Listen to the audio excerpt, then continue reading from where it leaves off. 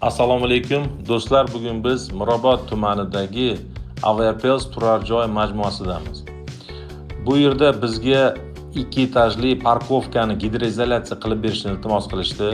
Biz har doimgidek an'anaviy o'sha ruberoid yoki bitumli materiallardan qochgan holda boshqacha hozir yangi zamonaviy usulda qilib berishga qaror qildik va mana e'tibor qiling, barcha tayyorotlarni, ya'ni betondan qolgan porosli bo'lib qolgan joylarni hammasini remont sostavlar bilan yopib oldik.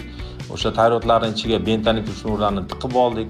Ana undan keyingina biz kamida 3 marotaba mana shu bizning tilimizda remontni polimerniy sostavimizni surib bermoqdamiz.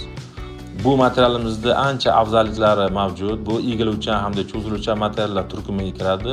Bundan tashqari bu betonga juda ham qattiq yopishadi. Mana bu yerda e'tibor qilsangiz, o'sha bloklarning o'rtasidagi hattoki 30-35 santimetrlik seysmoshovlarni ham biz maxsus dilatatsionni lentalar bilan yopib bermoqdamiz. Kimga ushbu xizmatlar kerak bo'lsa, marhamat murojaat qiling. Sizga ham albatta yordam beramiz.